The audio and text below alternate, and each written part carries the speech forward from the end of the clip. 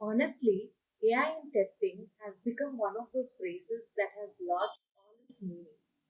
Every conference, every vendor deck is all about how AI will write your tests, or AI will replace your QA team, or AI will run your entire QA strategy on autopilot. I know you must have heard it, but in reality, AI doesn't replace testers, it improves the quality of decisions inside the testing workflow. And if we actually look at where decisions hurt the most, it comes to 2 points. One, what do we even test right now?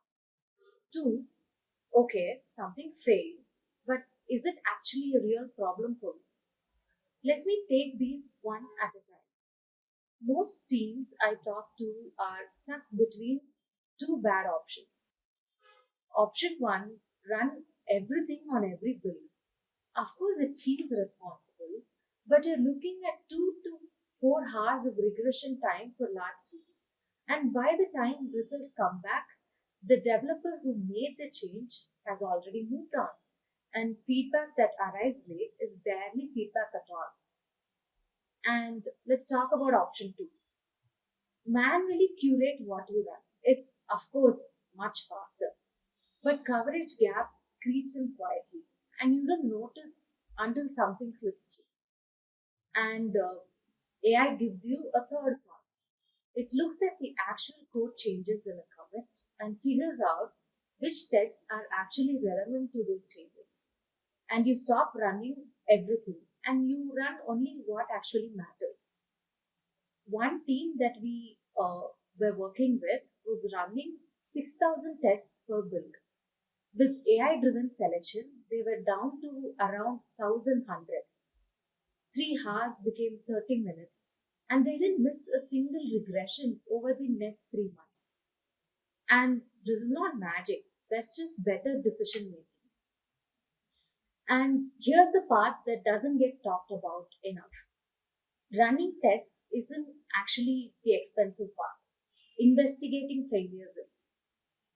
You know this feeling, red bill drops, someone opens the report and has to figure out, is this a real bug, or is it a flaky test, or is it an environmental issue, or script that's just outdated. Industry data puts triage time at 3 to 5 hours per engineer per week. They're not fixing things, they're just figuring out if there's actually something to fix. We worked with a fintech team that had around 6,000 tests. Failure rate was close to about 20% or so. They were convinced they had a serious bug problem. When we actually analyzed the failures, 62% of the failures were flaky tests, not real defects at all. They were spending the bulk of their investigation time chasing noise. Once failure analysis was running automatically, failure rate dropped to 8%. Engineers stopped playing detective on random failures and focused only on real regressions. And daily triage went from about 4 hours to around 25 minutes. And that's the actual value of AI in testing, not automation for its own sake.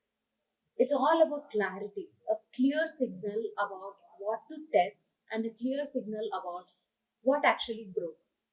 When your test suite gives you reliable signals, everything downstream gets much better.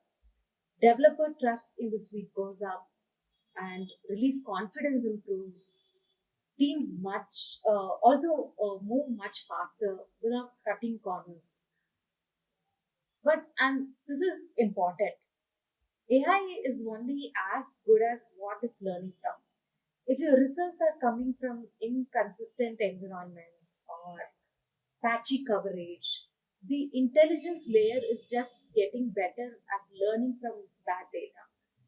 And that's why the real answer isn't AI alone. It's AI running on real devices, consistent infrastructure, proper coverage. When those things come together, testing stops being the thing that slows you down and starts being the thing that tells you with actual confidence whether a build is ready to ship. See you next week.